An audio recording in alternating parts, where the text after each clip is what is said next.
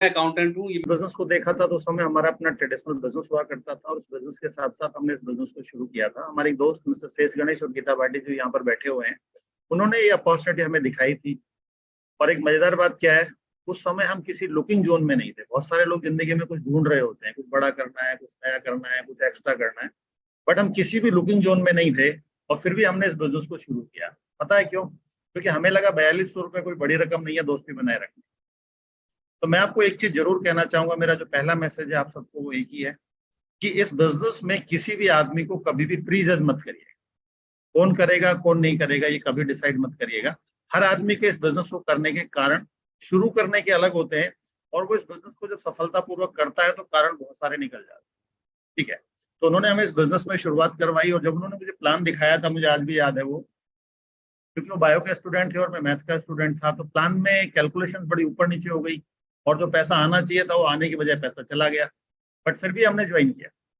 तो इसका एक मीनिंग और भी है कि आपको प्लान दिखाना आता है, कितना अच्छा आता है वो इम्पोर्टेंट नहीं है, इम्पोर्टेंट ये कि आपने प्लान दिखाया। ये बात मुझे उस दिन समझ में आ गई थी कि प्लान दिखाने से रिजल्ट आता। ठीक है, उसके बाद हमने इस बिजनेस को शुरू किया और जब शुरू किया तो चूंकि हम तो बिजनेसमैन थे, हमारे घर में जब प्रोडक्ट आया तो उसी दौरान हमारा इंट्रोडक्शन विनोद जी से हुआ। उस समय विनोद जी सिंगल हुआ करते थे, इवन खैरतल में रहते हुए भी विनोद जी से हमारा कोई इंट्रोडक्शन नहीं था। ठीक है, और विनोद जी जब किट आया तो विनोद जी हमारे यहाँ आए थे और उन्होंने उस प्रोडक्ट का डेमो को यूज करने का तरीका बताया था। और उस समय चूंकि हमारा अपना मिल्क का काम था तो दूध और घी और हमारे पास अपनी भैंसों की डेयरी हुआ करती थी उस टाइम पे, तो हमने उन सारे प्रोडक्ट से उन सारी चीजों को यूज करके करने की जब कोशिश की तो विनोद जी की नेचर में था कि जो लिखा हुआ है क्वांटिटी उतना ही डालना है और जो काम होता है वो डिफरेंट डिफरेंट टाइप का होता है। बट स्टिल उस समय जब वो डेमो किए गए, जो वो प्रोडक्ट धोए गए तो उसका रिजल्ट बहुत अच्छा नहीं था, बट फिर भी हमने इस बिजनेस को करने का डिसीजन लिया। और उसके बाद क्या हुआ, गाजियाबाद मीटिंग हुआ करती थी, उस मीटिंग में हम गए और उसमें विनोद जी, हम भाटी जी सारे लोग गए हुए थे और वहां से कुछ चीजें हमने वहां पर देखी कि हमारा अपना एक स्टाइल हुआ करता था उस टाइम पे कि एक खुली ओपन शर्ट पहननी है, उसके 2 बटन खुले रखने हैं हमेशा, क्योंकि बटन बंद करने से दम घुटता है। और उसके बाद टाइट जीन्स पहननी है, गले में एक टॉवल रखते थे और साल में 2 बार शेविंग कराते थे, होली और दिवाली। ऐसा अपना स्टाइल हुआ करता था और हमें लगता तो हम तो सबसे बढ़िया, हमें क्या करना है। बट जब उस मीटिंग में गए तो वहां पर ऐसे कुछ लोगों को कोट पहन के टाई पहने हुए देखा तो मैंने कहा या तो हम गलत जगह आ गए हैं, ठीक है ना, या एक चीज हमारे लिए नहीं है। और जब तक मैं वापस आके गाड़ी में टॉवल छोड़ के आया तब तक चेयर फुल हो गई, तो फिर खड़े रहना पड़ा। और वहां पर खड़े खड़े मैं चेयर्स काउंट कर रहा था कि एक रो में कितनी चेयर है और आगे से पीछे तक कितनी रो है। और वो बंदा जो स्टेज पे था वो गला फाड़ फाड़ के बहुत जोर जोर से जोर लगा के एक्साइटेड होकर प्लान दिखा रहा था। बट मैथ्स के आदमी की एक बड़ी प्रॉब्लम होती है, वो हमेशा कैलकुलेट करता है। और मैंने कैलकुलेट किया इतने बाई इतने में इतनी चेयर लगी हुई है और 20 रुपए का टिकट है और इसके मतलब 20 रुपए के टिकट के हिसाब से इतना पैसा बन गया। तो समझ ये आया कि कमाई का जरिया जो है ना, वो प्रोडक्ट और बिजनेस तो पता नहीं है कि नहीं है, बट कमाई का जरिया क्या है, ये मीटिंग। ये फर्स्ट इंप्रेशन। उसके बाद हम वहां से बाहर आए और वहां पर मीटिंग में हमें राम राकेश जी और प्रियंका जी मिले। At that time Sachin ji और अलका जी, उस समय सचिन जी भी, सचिन जी की हाँ मैरिज हो गई थी, सचिन जी और अलका जी मिले। और एक बहुत बढ़िया बात ये रही हमारे अप्लायंस की, उन्होंने हमें मीटिंग तक पहुंचाया। और दूसरी इंपॉर्टेंट बात ये रही कि उन्होंने हमें अपने अप्लायंस से इंट्रोड्यूस कराया। तो यहाँ पर ये भी मैं जरूर आपको कहना चाहूंगा कि जब भी आप किसी को स्पॉन्सर करें इस बिजनेस में तो उसका इंट्रोडक्शन अपने सभी अप्लायंस से जरूर कराएं। जरूरी नहीं है कि कोई आदमी अपने स्पॉन्सर से ही रिलेट करके इन सारी चीजों को करेगा। अगर आपने उसको अपने अप्लायंस के साथ, जितने भी अप्लायन है उनके साथ कहीं ना कहीं जूम पे या फिजिकली मीटिंग करवा दी तो एक मैसेज जाता है, अगले आदमी को एक भरोसा जाता है। तो भरोसा क्या कि ये अकेला नहीं है, इसके साथ एक टीम जुड़ी हुई। क्योंकि बहुत बार ऐसा होता है कि जो आदमी आपको स्पॉन्सर करता है आप उसको जानते हो ये कैसा है, ठीक है ना, उसकी काबिलियत क्या है वो भी आप जानते हो। बट जब आप टीम से मिलते हो तो आपको समझ में आता है कि कुछ लोग हैं जो पीछे इसको बैकअप देते हैं। और आप किसी भी इंडस्ट्री में जाएंगे तो हमेशा एक बैकअप टीम होती है। जिनके पास बैकअप टीम होती है वो हमेशा निश्चिंत होकर आगे बढ़ते हैं। और वहां से हमें कुछ समझ आया कि इस बिजनेस में कुछ तो है।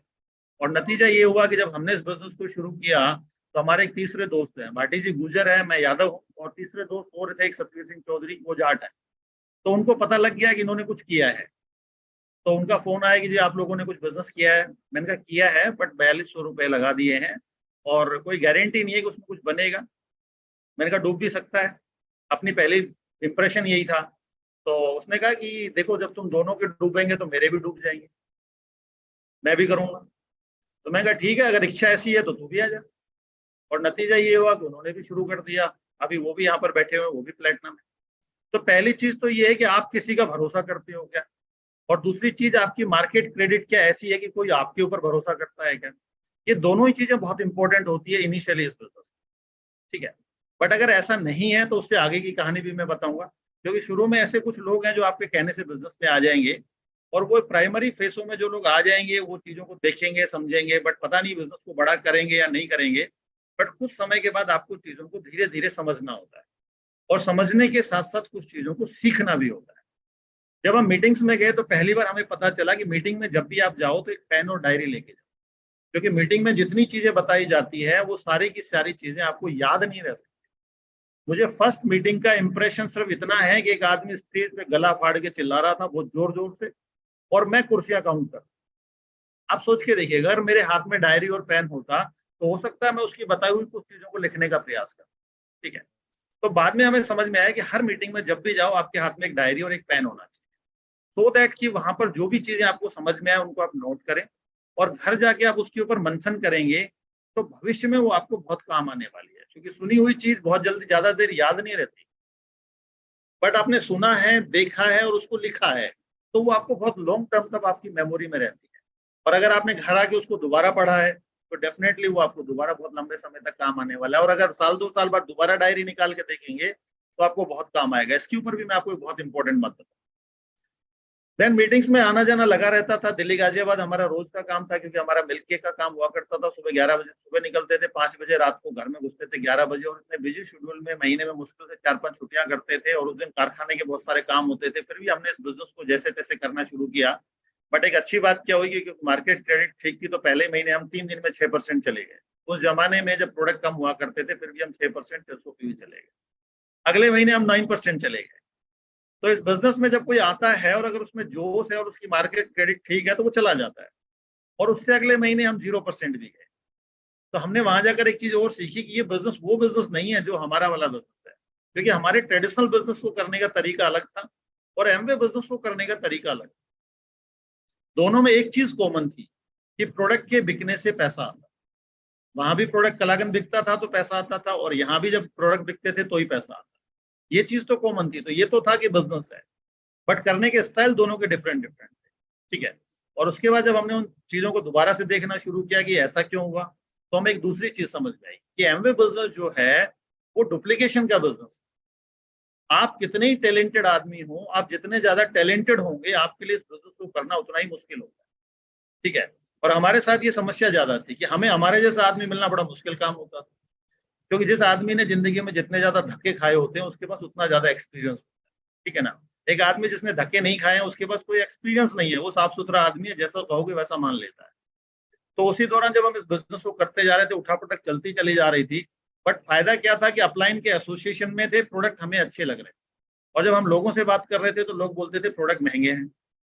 और नो डाउट उस जमाने में जब देसी घी का भाव 125 रुपए किलो था, तो उस समय एसेट हमारा 500 रुपए का था, कपड़े धोने का प्रोडक्ट, जबकि देसी घी से ज्यादा महंगा हमारे यहाँ लोकल देहात में कुछ होता नहीं था। हमारे बिजनेस में देसी घी सबसे महंगा था, चीनी 10 रुपए किलो थी उस जमाने में, मिल्क केक हम बेचा करते थे 22 रुपए से लेके 60 रुपए किलो तक। बट एक चीज हमें समझ में आती थी कि मिल्क केक 22 रुपए किलो वाला भी होता है और 60 रुपए किलो वाला भी। और उससे भी खतरनाक काम एक और होता है कि 22 रुपए किलो वाले पे चमक ज्यादा होती है, क्योंकि उसमें रिफाइंड डलता है, और रिफाइंड सर्दियों में जमता नहीं है।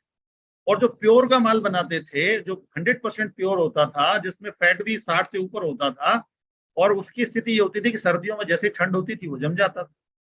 तो कस्टमर उस रिफाइंड वाले माल को पकड़ता था लेकिन प्योर वाले को नहीं पकड़ता। अब ये बात बनाने वाले को पता थी कि ये प्योर है जिसका रेट 60 रुपए किलो है, और ये मिलावटी है जो रिफाइंड मिला हुआ है ये 22 रुपए किलो बिक रहा है। बट स्टिल कस्टमर 22 वाले को पकड़ता था, और जैसे वो घर ले जाता था प्योर वाले को, और वो अगर उसको हल्का सा हीट रखता था तो वो खाने में बड़ा टेस्ट में अंतर आता। तो हमें एक चीज तो समझ में आती है कि कई बार जो क्वालिटी होती है उसको समझने में टाइम लगता है, बट जिसको क्वालिटी समझ में आती है ना उसको फिर क्वालिटी ही समझ में आती है। और उस जमाने में हमने देखा था, क्योंकि हम बहुत मार्केट को देखते रहते रोज का, जिसका 300-400 किलोमीटर मार्केटिंग का काम हो, कि सस्ती चीजें मार्केट में आती जरूर है लेकिन वो ज्यादा देर तक टिकती नहीं है। अच्छी चीजें जो मार्केट में आती है और एक बार मार्केट बनने में टाइम लगता है, लेकिन एक बार जब टिक जाती है तो उनको हिलाना आसान नहीं है। हमने जिस मार्केट में काम किया उस मार्केट में हमें हिलाने वाला दूसरा आदमी नहीं मिला। 10 साल हमने उस इंडस्ट्री में काम किया और उसके बाद जब मिलावटी का दौर आया तो हमने कहा अब ये हमारा काम हमारे करने लायक नहीं। और इसी बीच चलते रहे, कुछ उठापटक होती रही और उस उठापटक के बीच में क्या हुआ, एक सेमिनार जाने का। और उस सेमिनार की कमाल की बात यह कि उस सेमिनार का खर्चा 5,000 रुपए था, क्योंकि 1350 रुपए का टिकट था पर हेड का। तो हम हस्बैंड वाइफ दोनों गए और उसके बाद वहां पर एक दिन का स्टे था, तो 5-5,500 रुपए का खर्चा था। उस सेमिनार में गए और उस सेमिनार में जाके हमें ये समझ में आया, उस सेमिनार में जाके हमें ये समझ में आया कि इस बिजनेस को क्यों बिल्ड कर ले। रीजन एक बहुत सिंपल था। वहां पर हमने दुनिया के हर प्रोफेशन के आदमी को सफल होते हुए देखा। ऐसे सब प्रोफेशन के लोग, डॉक्टर्स, इंजीनियर्स, लॉयर्स, मतलब आप बोलो दुनिया का कौन सा प्रोफेशन, हर प्रोफेशन का आदमी उस बिजनेस में वहां पर था, जिसने अपने प्रोफेशन में सफलता पाई थी। और सफलता पाने के बाद उस आदमी ने पार्ट टाइम में इस बिजनेस को शुरू किया और पार्ट टाइम में शुरू करके अपने फुल टाइम जॉब को रिप्लेस कर दिया। वहां पर ऐसे लोग थे जो नासा में साइंटिस्ट हुआ करते थे, वहां पर आईआईटियंस थे, वहां पर मेडिकल डॉक्टर्स थे, एक से एक हाई प्रोफाइल लोग थे। और वहां पर एक खास पर्सनालिटी थी जिसने 250 करोड़ का प्लेन खरीदा था सिंगल चेक। और हमने उस समय गाड़ी खरीदी थी महिंद्रा एंड महिंद्रा की 4 व्हीलर हमारे पास हुआ करती थी आर्मडा, जो हमने 97 में खरीदी थी और वो भी हमने फाइनेंस कराई। तो मैं एक चीज सोच रहा था कि वही डब्बे वाले बिजनेस में ये है और उसी डब्बे वाले बिजनेस में हम है। अगर उस डब्बे वाले बिजनेस से ये 250 करोड़ का प्लेन खरीद सकता है तो क्या हम एक हेलीकॉप्टर नहीं खरीद लेंगे? और दिमाग में इतनी सी बात, क्योंकि मैंने देखा है ऊंट को उसकी ऊंचाई का एहसास कब होता है, जब वो पहाड़ के नीचे आता है। नहीं तो जब तक तो उसने पहाड़ देखा ही नहीं है, जब तक ऊंट को ऐसा लगता है मैं ही सबसे ऊंचा हूँ।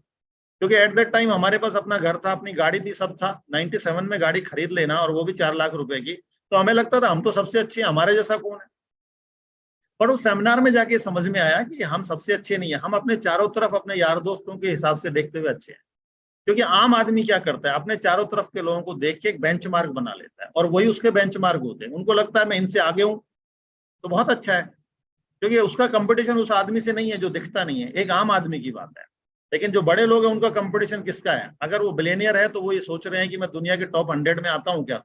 अगर वो टॉप 100 में नहीं आ रहा तो पहले टॉप 100 में आने की कोशिश कर रहा है, फिर टॉप 20 में आने की कोशिश कर रहा है, फिर टॉप 10 में आने की कोशिश कर रहा है, फिर वो नंबर 1 जाने की कोशिश कर रहा है। तो वहां पर दौड़ अलग तरीके से चलती है।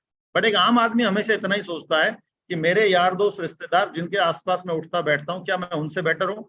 और अगर उसको लगता है मैं इनसे ठीक हूं तो इट्स ओके। ऐसी स्थिति हो जाती है। तो कुछ ऐसी स्थिति हमारी थी। उस सेमिनार में जाके हमें समझ में आया कि इस बिजनेस को बिल्ड करना हमेशा हर कीमत पे वर्थ इट है। और जब ये समझ में आया कि कर लेना चाहिए तो उसके बाद आदमी में एक चेंज आता है। आपका बिजनेस में होना और आप बिजनेस का आपके अंदर होना, दोनों चीजें अलग अलग। आप बिजनेस में किसी भी कारण से आ सकते, किसी भी तरीके से आ सकते, बट जब बिजनेस को बिल्ड करने का डिसीजन लेंगे तो चीजें क्या होगी, हर आदमी के लिए फिर आगे का जो रास्ता है ना वो ऑलमोस्ट लगभग एक जैसा ही है। वही काम हर आदमी को करने होते हैं। उन कामों को आप करना सीख जाते हो तो आप सफलता के पायदान चढ़ना शुरू कर देते। तो सेमिनार से आने के बाद हमने अगेन अपलाइन के साथ बैठ के मीटिंग की। यहाँ पर मैं आपको एक चीज जरूर कहना चाहूंगा। एक बिजनेस में बहुत सारे लोग बोलते हैं बिजनेस क्या है, इस बिजनेस को आप किसी भी तरीके से परिभाषित कर सकते हो, बट इस बिजनेस में एक बहुत इंपॉर्टेंट चीज है, वो है कम्युनिकेशन और काउंसलिंग। अपलाइन के साथ बैठ के चाय पी के गप्पे मार लेना 2 घंटा, वो ना तो कम्युनिकेशन में आता है और ना काउंसलिंग में आता है। जब तक आदमी सीरियस नहीं होता, जब तक हम भी सीरियस नहीं थे तो रोज मिलते थे अपलाइन से, रोज गप्पे मार लेते थे, रोज चाय पी लेते थे और खाना खा लेते थे। बट उसका मीनिंग क्या हुआ? उसका एक मीनिंग तो हुआ कि हमारी अपलाइन के साथ रिलेशनशिप अच्छी बनती चली गई, हम लगातार अपलाइन के साथ जुड़े रहे। लेकिन जब बिजनेस करने का डिसीजन लिया तो उसका मतलब समझ में आया कि काउंसलिंग का मतलब क्या होता है। जब आप ओपन माइंड होते हो कि कुछ मुझे समझना है कि इस काम में सफल कैसे हुआ जाता है, और आप ओपन माइंड कब होते हो, जब आप ये डिसाइड करते हो कि मुझे इस बिजनेस से कुछ पाना है, कुछ पाना है। अगर मैंने बिजनेस शुरू किया है तो मुझे इस बिजनेस से कुछ तो पाना है। अब वो जो कुछ है वो अगर फाइंड आउट पहले दिन हो जाए तो आप बहुत लकी है। बट ज्यादातर लोग, इंसान को क्या है, छोड़ने की ऐसी आदत होती है, कभी सब्जेक्ट छोड़ दिया, कभी स्कूल छोड़ दिया, कभी ये छोड़ दिया, कभी वो छोड़ दिया, और वो छोड़ते छोड़ते एक ऐसे मुकाम पर आ जाता है कि उसको लगता नहीं कि ये चीज मेरे लिए हो सकती। इसलिए जब इस बिजनेस को वो देखता है और यहाँ पर जब इनकम्स दिखाई जाती है तो उसको पहले दिन ये लगता भी नहीं है, बहुत लाखों में कोई एक होता है जिसको पहले दिन ये लगता है कि यस ये चीज मेरे लिए है। नहीं तो एक बहुत इनसिग्निफिकेंट सा डिसीजन होता है कि चलो शुरू करते हैं और करके देख लेते हैं। और जब उसको ये पता लगता है कि इस बिजनेस से क्या मिल सकता है और वो ये डिसाइड करता है कि अगर ये चीज मिल सकती है तो मुझे ये चीज लेनी। इसी 3-4 सालों के दौरान कुछ और नए काम हुए।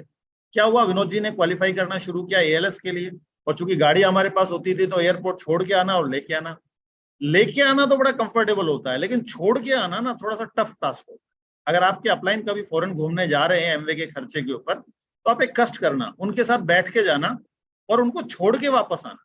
जब आप छोड़ के वापस आओगे ना और आपके खून में अगर थोड़ी सी भी जान है तो अंदर से वो खून जरूर ये बोलेगा कि भाई साहब ये भी एमवे बिजनेस में है, आप भी एमवे बिजनेस में हो, दोनों ही एमवे बिजनेस में है, दोनों ही डब्बे वाले बिजनेस में। आजकल तो डब्बा नहीं आता, बट सवाल ये कि ये फॉरेन जा रहे हैं, आप क्यों नहीं?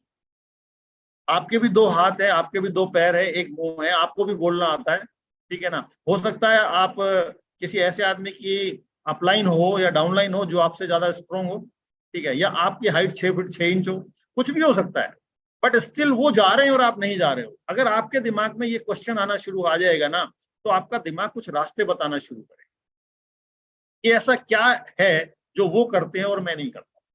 और अगर आप अंदर अपने अंदर झांकना सीख जाएंगे, अपने अंदर झांकना सीख जाएंगे, अपने आप को समझना सीख जाएंगे, अपने को देखना सीख जाएंगे, तो बिजनेस बड़ा हो जाएगा। बिजनेस कोई बड़ी चीज नहीं है, बिजनेस बहुत छोटी छोटी चीजों से बनता है और बहुत छोटी छोटी चीजों से ही खराब होता है। इस बिजनेस में कोई बहुत बड़े काम नहीं है कि आप सुबह निकल गए 4 बजे और 2 दिन घर से बाहर हो, या 6 दिन के लिए घर से बाहर हो, या घर वाले ढूंढ रहे हैं बंदा कहाँ चला गया है, ऐसा नहीं है।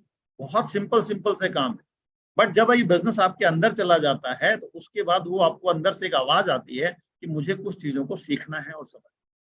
और जैसे ही आप अपने कारणों को लिखना शुरू करते हो कि इस बिजनेस से ये चाहिए, ये तो चाहिए, ये तो चाहिए, ये तो चाहिए, और ये कब होगा? जब आप कुछ सफल लोगों को सुनेंगे। आप जब विनोद जी संगीता जी को सुनेंगे, जब आप गोपी जी और सावित्री जी को सुनेंगे, जब आप प्रकाश जी को सुनेंगे, जब राम राकेश जी और प्रियंका जी को सुनेंगे, जब सचिन जी और अलका जी को सुनेंगे, जब विजय कौशल जी और रजनी कौशल जी को सुनेंगे, जब आप नरेश जी को और सरोज जी को सुनेंगे, जब हेमलता जी को और राजेंद्र जी को सुनेंगे, तो आपको समझ में आएगा कि कुछ तो इस बिजनेस में ऐसा है जो हमें भी चाहिए। और जब आप उसको लिखना शुरू करेंगे, जिस दिन आपने पेपर पे लिखना शुरू कर दिया ना, उस दिन से आप ये मानिएगा कि आपकी जिंदगी का एक अलग फेज शुरू हो जाएगा। जब तक आपने अपने कारणों को पेपर पे नहीं लिखा है, जब तक आप हवा में हैं। हम भी ऐसे ही थे, लेकिन जैसे ही आप उनको पेपर पे लिखना शुरू करोगे कि मुझे इस बिजनेस से ये चाहिए, तो एक क्लियरिटी आ गई। ऐसे मानो कि आपके घर में बेटी है, आपको शादी करनी है, तो आपके घर में क्या चलता रहेगा? भाई शादी करनी है, शादी करनी है, शादी करनी है, शादी करनी है। जैसे ही रिश्ता हो जाए तो कुछ होता है, बहुत कुछ होता है। और जैसे ही शादी की डेट फाइनल हो जाए तो फिर तो सब कुछ ही होना है, क्योंकि डेट डिसाइड हो गई है, अब तो हर काम होना ही होना है। ऐसे ही हमें बिजनेस में है, जब तक आपने अपने कारणों को फाइंड आउट करके और एक कागज पेन पे नहीं लिखा है, तब तक तो हवा में चलता रहेगा। जो जुड़ जाए ठीक है, प्रोडक्ट बिक जाए ठीक है, मीटिंग में चले गए बहुत अच्छी बात है, सब चलता रहेगा। बट जैसे ही आपके अंदर से आवाज आई, नहीं, हैपन सो हैपन, हुआ सो हुआ, अब तो करना है। और जब वो करने वाली आवाज आएगी तो आप क्या करेंगे? जो चीजें बताई जाती है, आप पेपर पेन भी लेंगे, आप डायरी भी बनाएंगे, उस डायरी में आप अपने ड्रीम्स को भी लिखेंगे, और लिखने के बाद बेझिझक आप अपने अपलाइन के साथ मीटिंग भी करेंगे।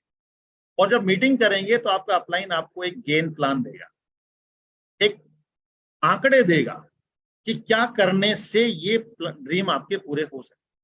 आप कितना काम करेंगे तो आपके ये सपने पूरे हो सकते हैं। आपने कुछ भी लिखा है, XYZ, गाड़ी चाहिए, घर चाहिए, विदेश यात्राएं चाहिए, बच्चों की एजुकेशन चाहिए, वट एवर जो भी चाहिए, उसकी एक कॉस्ट होती है। उस कॉस्ट के बारे में वो डिफाइन करके आपको एक प्लान बनाएंगे कि इस तरह से काम करके ये पॉसिबल है। और जब आप उस प्लान पे काम करना शुरू करोगे तो धीरे धीरे क्या देखोगे, एक बड़ी चीज आपके सामने आएगी, वो है रिजेक्शन। और वो रिजेक्शन जो है उसको ओवरकम करना हर आदमी को सीखना होता है। दुनिया में ऐसा कोई काम नहीं है जिसमें सफल होना हो और बड़ा आदमी बनना हो और रिजेक्शन ना हो। देखिए, धारा के साथ बहना, वो तो एक तिनका भी बह जाता है, एक डेड बॉडी भी बह जाता है। पानी के बहाव के साथ तो कोई भी बह जाता है, निर्जीव चीज भी बह जाती है, लेकिन बहाव के विपरीत बहना, वो एक कला है। ये समझ लीजिएगा, मछली जो है पानी में बहाव के विपरीत बह लेती है, ऐसे ही एमवे बिजनेस में हर आदमी, जब आप लोगों से बात करोगे तो ज्यादा लोग आपको बोलेंगे कि छोड़ दो, कम लोग आपके साथ आएंगे। तो आप धारा के विपरीत चल रहे हो, और धारा के विपरीत चलने के लिए आपको चलना सीखना होता है। ये बात हमें इस बिजनेस से पहले अपने बिजनेस में समझ में आ गई थी, क्योंकि जब हमने मिल्ककेक का काम शुरू किया था, उस काम को हमें बहुत धक्के खाने के बाद 3 साल लगे थे उस काम को सेट करने। तो हमें यह भी पता था कोई भी बिजनेस शुरू कर लीजिएगा, कोई भी काम कर लीजिएगा, 1, 2, 4, 5 दिन में नहीं होगा। किसी भी काम को सेट करने का एक गोल्डन रूल है। बाद में तो हमने पढ़ा उन चीजों को कि कम से कम 1000 दिन का टाइम चाहिए, और वो 1000 दिन का टाइम भी तब चाहिए जब आप लगातार सीखते हो और मेहनत करते हो, तो उस बिजनेस के बहुत अच्छे रिवार्ड्स आप ले सकते हो। क्योंकि ये हम पढ़ने से पहले खुद के धंधे में करके देख चुके थे, तो हमें लगा कि इस बिजनेस को हम बिल्ड करेंगे और हर उस काम को करेंगे जो हमारे अपलाइन बताएंगे। और यहां से क्या होता है, एक सबमिशन क्रिएट होता है। जब आपको लगता है कि मेरा अपलाइन सफल है और मुझे अपलाइन जैसा बनना है, मुझे वो चीज चाहिए जो मेरे अपलाइन के पास है, तो क्या होगा? अब 2 चीजें हैं कि या तो आप उनको सबमिट कर दो, उनके कहे को मान लो। सबमिट करने का इतना सा मतलब होता है उनके कहे को मान लो, या मेरे जैसे एक रिवेलियन प्रवृत्ति होती है, विद्रोही प्रवृत्ति होती है। मैं बेसिकली, मेरी प्रवृत्ति जो है वो एक विद्रोही प्रवृत्ति है। मुझे कोई कुछ भी कहेगा तो मैं उसका रिवर्स कर दूंगा, ठीक है ना। बट जब हमने डिसाइड किया कि इस बिजनेस को करना है, तो डेफिनेटली हमने हर उस चीज को सीखा जो हमें विनोद जी, संगीता जी ने बताया, जो राम राकेश जी, प्रियंका जी ने बताया, जो सचिन जी, अलका जी ने बताया, और जो सिस्टम से सीखते थे उसको भी करने से पहले अपलाइन से चेक कर लेते थे। ये बहुत इंपॉर्टेंट चीज। आजकल लोगों में एक नया फैशन है कि सीखा तो कहीं से भी जा सकता है। बिल्कुल सीखा जा सकता है, बट मेरा क्वेश्चन ये है कि जिससे आप सीख रहे हो, क्या आप उसके जैसा बनना चाहते हो? लोग बोलते हैं सीखा तो भिखारी से भी जा सकता है। भाई साहब, सीखा तो जा सकता है, लेकिन भिखारी थोड़ी बनना है। बनना तो एमराल्ड और डायमंड है। तो सीखो उसी से जिसका जैसा आप बनना चाहते हो। ये मुझे समझ में आया। आपको जो समझ में आया वो आप करिएगा। एमवे बिजनेस की सबसे अच्छी बात क्या है, आप 100 गलतियां करो, बट एक गलती को 2 बार मत करो। जो चीज आपको एक बार समझ में आ जाए कि जी ये सही है, उसको समझ के सही तरीके से। तो हमने वहां पर उस पॉइंट पे आकर ये समझ लिया था कि अपलाइन एक इकलौता सोर्स है जो आपको गलत रास्ते पे जाने से बचा सकता है। क्योंकि मार्केट में क्या है, एक सलाहकार होता है, एक मार्गदर्शक होता है। सलाहकार वो होता है जो उस काम को करता नहीं है और आपको करने की सलाह देता है। मार्गदर्शक कौन होता है? जो उस काम को करता है, करके सफल है, और सफल होने के बाद वो आपको रास्ता बताता है कि भाई साहब 1 इंच लेफ्ट, 1 इंच राइट, एक पैर इधर, एक पैर इधर, और इतने कदम आगे, इतने कदम पीछे। अगर आप चलोगे तो आप भी यहां तक आ जाओगे। अब समझदारी क्या कहती है, सलाहकार की बात को मानना चाहिए या मार्गदर्शक की बात? तो मेरे दिमाग ने ये कहा कि मार्गदर्शक की बात को मान लीजिएगा। हमारी भाषा में उसको मेंटर कहते हैं। और हमने इस बात को समझने के बाद अप्लाई करना शुरू किया। एक चीज और हमारे पास थी, क्योंकि हम बिजनेसमैन थे, तो हमारी जो मेंटलिटी थी वो बिजनेसमैन की थी। एक बिजनेसमैन और जॉब की मेंटलिटी में थोड़ा सा डिफरेंस आ जाता है। जॉब वाला आदमी, देखिए मेरा काम किसी को यहाँ से पुट डाउन करना नहीं है, क्योंकि लोग तो खुद ही अपने आप को पुट डाउन करते हैं। पर ज्यादातर लोग जो जॉब करते हैं वो उसमें उतना ही काम करते हैं जिससे जॉब बची रहे, जॉब बढ़िया चलती रहे। वो उसमें एक्सीलेंट करने की कोशिश नहीं करते। और जितने लोग उसमें एक्सीलेंट करने की कोशिश करते हैं वो ग्रो भी करते हैं, ठीक है ना। बट बिजनेसमैन हमेशा क्या करता है, वो थोड़ा ज्यादा काम करता है। वो जितना कर सकता है ना, उससे ज्यादा काम करने का प्रयास करता है, इसीलिए तो बिजनेसमैन है। तो जब हम इस बिजनेस में उस सेमिनार से लौट के आए, तो ये सारे चीजें हमें क्लियर हो गई थी कि बिजनेस करना है, हमें भी फॉरेन जाना है, ठीक है ना। पैसा तो पहले भी कमा रहे थे, बट हमें भी फॉरेन जाना है। निर्मला का ड्रीम था कि चलो हमें भी फॉरेन जाना है, घर से बाहर गए नहीं तो चलो फॉरेन ही चलते हैं, ठीक है ना, और पैसा भी कमाना है। तो मैंने कहा ठीक है, और उस समय बैठ के हमने डिसाइड किया कि इस बिजनेस को बिल्ड करते हैं। और एक मजेदार बात क्या है, जो पिछले 4 साल में नहीं हुआ वो अगले साल में हुआ। अगले साल हम प्लेटिनम भी गए और फाउंडर प्लेटिनम भी गए। हमें हमारे अपलाइन ने कहा कि 100 पीवी हर महीने करो। उसके बाद से लेके टिल आज तक ऐसा कोई महीना नहीं गया जब हमने 100 पीवी ना किया हो। चाहे प्रोडक्ट 6 थे, चाहे प्रोडक्ट 10 थे, चाहे प्रोडक्ट 15 थे, और चाहे प्रोडक्ट 180। हाँ, पहले महीने में 100 पीवी करते थे, अब 5 तारीख तक 100 पीवी करते हैं। वो अलग बात है कि महीना खत्म होते होते वो 300, 400, 500 हो जाता है। वो हो जाएगा, एक दिन आपका भी हो जाएगा। तो हमने उस 100 पीवी को मेंटेन करना सीखा कि अपना 100 पीवी महीने का करना है। और दूसरी चीज अपलाइन ने बताया कि आपको कम से कम 25 प्लान महीने में दिखाने चाहिए। अब इसमें एक सेंटेंस था, कम से कम। बहुत सारे लोग इस चीज को पकड़ लेते हैं। एक होती है सेलेक्टिव लिसनिंग। सेलेक्टिव लिसनिंग में आदमी हमेशा उन्हीं चीजों को पकड़ता है जो वो सुनना चाहता है। अगर आदमी सेलेक्टिव लिसनिंग के मोड से बाहर निकलकर चीजों को सही मायने में समझना शुरू करेगा, वो जिंदगी में ग्रो कर जाएगा। एमवे बिजनेस में ग्रो करना बहुत आसान है। आदमी खुद अपने आप को रोक रहा होता है, किसी भी स्पीकर की किसी एक बात को पकड़ के बैठ जाता है। सॉरी, यहाँ पर सेलेक्टिव लिसनिंग नहीं, मास लिसनिंग करिएगा और अपने दिमाग में उन सारी चीजों को जाने दीजिएगा। और करने से पहले अपलाइन से चेक करते जाइएगा, जी आपने ऐसा कहा था, मैं अगर ऐसा कर लूं तो। मुझे अपलाइंस ने कहा 25 प्लान दिखाने हैं, मैंने कहा कोई दिक्कत नहीं, अगर 50 दिखा दिए जाए तो कोई नुकसान तो नहीं होगा। बोला आपको कौन रोक सकता है। तो हमने उतने दिखाए जितने हम दिखा सकते थे और उससे ज्यादा दिखाए। हमने प्लान को काउंट करना बंद कर दिया और पीवी को काउंट करना बंद कर दिया। टारगेट एक ही था कि अगला एएलएस जाना है। और मजेदार बात यह कि अगला एएलएस हम क्वालिफाई नहीं कर पाए। कुछ लोग लाइन खींच देते हैं कि अगला जाएंगे तो जाएंगे और अगर अगले पे नहीं गए तो फिर कभी नहीं जाएंगे। बट हमारी सोच ऐसी नहीं थी। हमारी सोच ये थी कि अगला जाएंगे और हमने पूरा जोर लगाया, लेकिन हम अगला एएलएस नहीं जाते। पर वो फाउंडेशन बन गया था उतने ड्यूरेशन में कि हम उससे अगले के लिए क्वालिफाई कर सकते हैं। और हमने एक दिन का भी गैप नहीं दिया और उसके बाद उससे अगला एएलएस हम क्वालिफाई। तो मैं तो आप सब लोगों को एक बात कहना चाहूंगा, आप सबने कभी ना कभी लाइफ में हेडपंप जरूर चलाया होगा। और उस हेडपंप में कई बार क्या होता है, पानी नहीं होता। उस हेडपंप में एक वाशर होता है जो ऊपर हैंडल के साथ अटैच होता है और नीचे एक गाजर वाल होता है। उस गाजर वाल में भी नीचे एक वाशर होता है। अगर वो वाशर कट जाए तो पानी नीचे चला जाता है। अब जब आप उस हैंडपंप को चलाना शुरू करते हो तो धीरे धीरे पानी ऊपर आता है और आने के बाद जितना ऊपर आएगा हैंडपंप भारी होता जाएगा और एक समय के बाद वो पानी बाहर आएगा अगर आप लगातार चलाते रहेंगे। लेकिन जब वो भारी हो जाता है तो लोगों का जो सब्र का बांध होता है ना, वो टूट जाता है। घोर अंधेरी रात जब होती है, जब बहुत अंधेरी रात होती है, तो उसका मतलब यह है कि अब पो फटने वाली है, अब दिन निकलने वाला है। जब जीवन में सबसे ज्यादा तकलीफ चल रही हो, जब आप बहुत सारे लोगों से बात कर रहे हो और जब आपको रिजल्ट ना मिल रहा हो, तो दो चीजें हैं। एक तो होता है सो जाओ और दूसरा होता है अगले आदमी से बात करो। और जब आप और अगले आदमी से बात करते हो, थोड़े और ज्यादा लोगों से बात करते हो, तो क्या होता है, कुछ लोग आपके कॉन्फिडेंस को देख के ज्वाइन करते हैं। तो वही हुआ, फाउंडेशन बन गई, गैप अपने दिया नहीं, लगातार चलते चले गए। और उसके बाद विदेश यात्राओं का सिलसिला शुरू हुआ।